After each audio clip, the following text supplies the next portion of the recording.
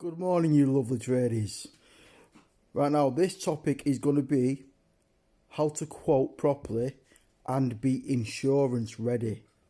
Because working with me, I'll make sure you've got all the foundations to take on insurance work and never get a hiccup when it comes to getting your invoices paid.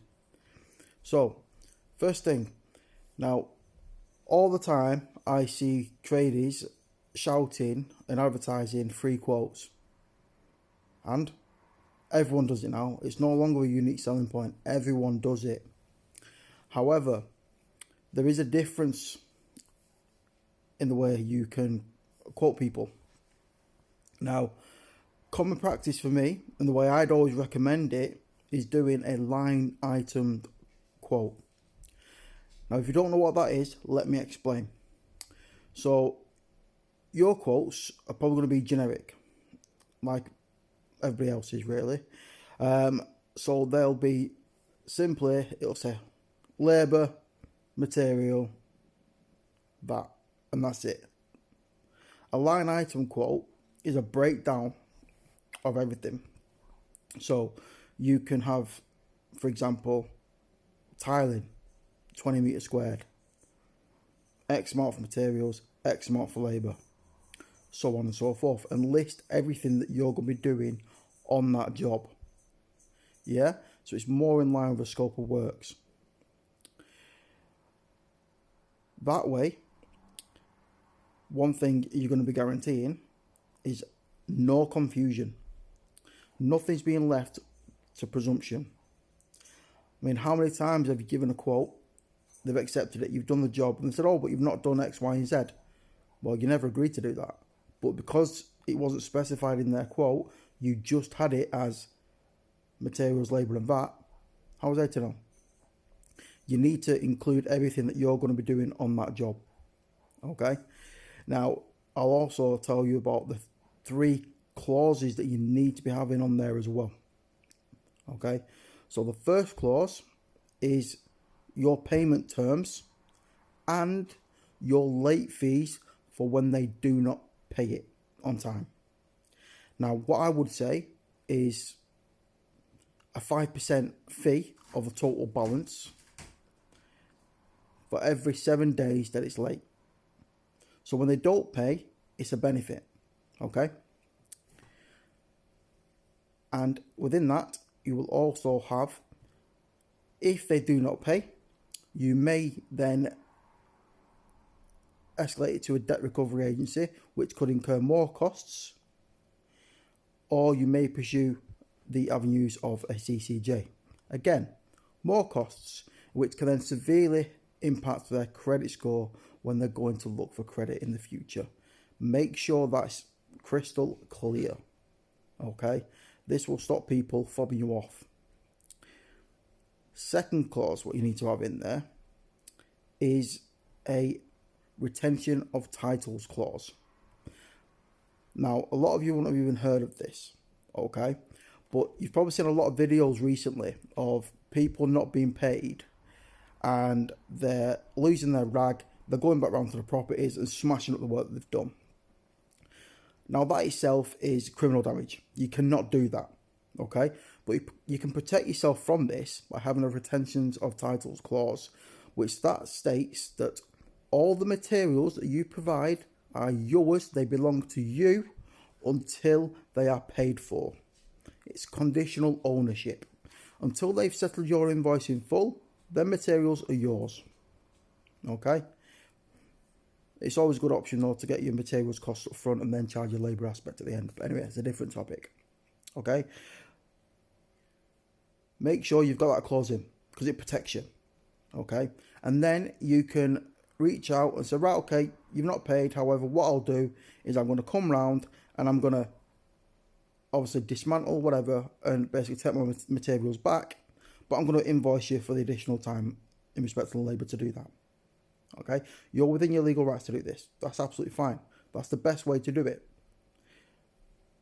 And the third clause that you want to have in there is you want to make sure that there's a caveat for them that says The quote is based on documented works only, okay?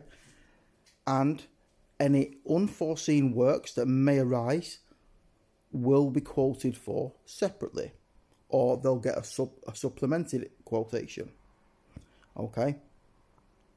And this basically, again, covers you. And it's also what insurance companies need as well. If, for example, they've approved a job that's cost $2,000 and now it's suddenly gone up to $4,000, they want to know why, and they want to know everything. Okay, so you need to be able to say, right, okay, this is quote A, this is quote B, and that's the difference, and that's why it's gone up. Okay, now unforeseen works happen all the time. Okay, but when you're dealing with on a private job, it can put the cost of it completely out of the customer's affordability. So you need to have a bit of understanding and empathy when that happens, okay? But they need to be aware of it in advance, okay? Because then they're expecting it. You can't, if you didn't have that in there, and then they said, "Oh, you said it's going to cost $2,000, but now it's going to cost $4,000," you're having me on. Do you know what I mean? But as long as you're transparent, you say, "Listen, this quote covers X, Y, and Z. However, if A, B, and C turns up whilst I'm doing the work, it's extra." Makes sense, right? It keeps everybody happy. Okay, so that's the fundamentals of what you should be quoting for. Now, in respect of your labour, a lot of people, they're charging for their materials, which is great, and they'll probably put a bit of profit on them as well. Again, win-win, better. Now, you don't have to do that. If you want to keep the cost down for as low as possible, you can just sell the materials on for what you're paying for them. Now, what I will say is, I've lost my train of thought. Oh yeah, pricing it, look, your job's up with labour aspect. So yeah, you box off your materials, that's fine. However, there's a lot of charges that are coming out of your labour. Yeah, a lot of overheads. So you've got your fuel, you've got potentially your lease charges for the van. You've obviously got the insurance.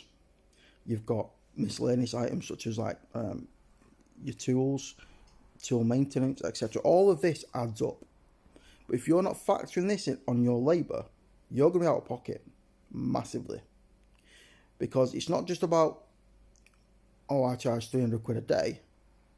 Well, if you take off all these hidden overheads out of that, you're probably left on about 50 quid a day. And what trader wants to work on 50 quid a day? Do you know what I mean? You might as well just hang up the tools and go get a job in McDonald's. So you need to work out everything properly. And if you don't know how to do that, reach out because I can help you do that. We can break it down and say, right, okay, labour-wise, you need to be charging a bare minimum of this just to cover your overheads. However, charge this on top for your cash in the bank, yeah, for your readies. Now, if you're not doing this, you're just going to sink. You're going to struggle. You're going to be smashing your head against the wall, and then you're going to be undercutting jobs even more to get more work in. You're going to run yourself ragged, and it's not good for anyone. Yeah. So, download my free ebook. It explains everything. It's a fine blueprint, and if you've got any questions at all, reach out because I can help you scale your business. I can help you run your business more in a better way than you are now. But kudos to the ones that are already doing everything that I'm saying because yeah. Spot on. That's what you need to be doing. But yeah, please reach out for help if you need it. Because I'm always around. And if you can't afford my packages, reach out because I can do something tailored to support you. I just want to help. I just want to help you grow and succeed. And if I can do that alongside you, it's a win-win. Yeah? So come on. Reach out for help. We all know you need it. Get your time back. Outsource your admin and your customer service. Timmy